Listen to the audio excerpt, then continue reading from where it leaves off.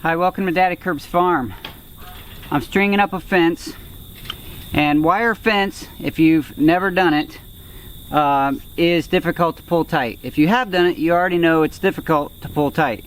So when I was pulling this small span of fence, I decided I needed something. I tried to muscle it at first and let the kids mess with the wires and the staples, and that wasn't working too well. So I decided to come up with some sort of a fence puller. I've seen some online tools that grab the fences and do a wrenching effect. I don't have that tool, so what I came up with on the end of this fence, I pushed a piece of rebar, threaded it through the fence to kind of hold it upright and distribute the weight of the tension, and I put a big ring on the rebar, wrapped chain around the outside gate post, and then just put a come along between them, and with that come along attached to the center of this rebar, it held the fence up real nice and pulled it pretty tight, a lot tighter than I could get it by hand for sure. So if you don't have a fence pulling tool, but you do have some scrap materials and a come along, you might be able to achieve the same fence pulling task without buying the special tool. Once I get that pulled real tight, I put a bunch of staples, one in each 4-inch section, to hold that tension real tight on there, and then I just pulled that come along off, and now I can pull the rebar out of the fence and finish this fence by wrapping it around the pole, adding more staples, and then tying these loose ends into the fence. You're gonna have to tell me when you're recording so I can keep my tongue in my mouth.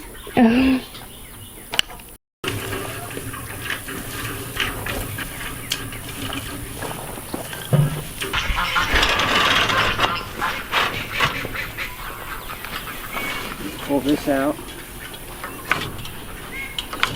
So just like last night, we put the rebar through the end of the fence, put a clip on it. We're gonna hook that to our come along.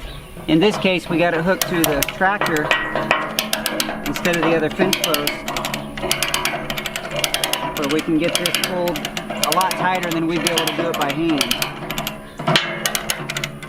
You good?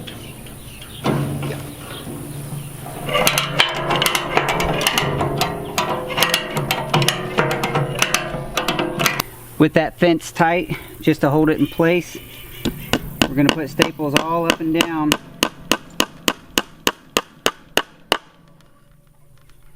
And because that's under tension, we're going to put one of these staples in every one of these, every 4 inches.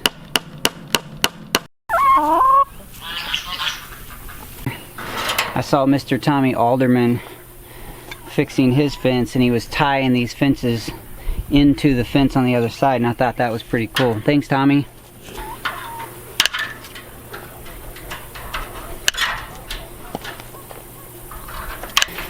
And if you don't want blisters and scratches and bloody fences, you really should wear gloves.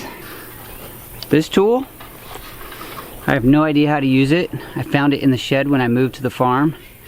I've heard it's a fence tool, so I'm using it on the fence.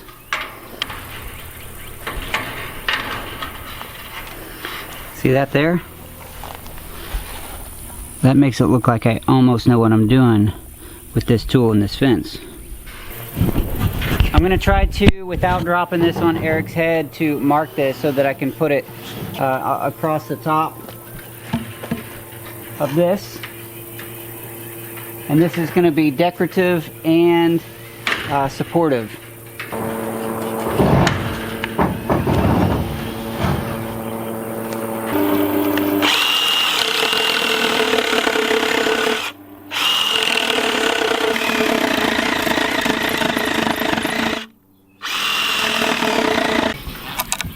Once I get a bunch of slots cut, I just start working it loose with a screwdriver to break these out, or a hammer.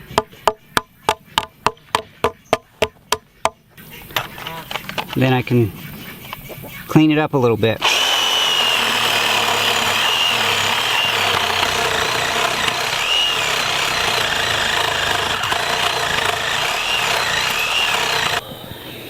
So it's the last night before Maggie Grace the horse comes home. We didn't get as much done tonight as we hoped.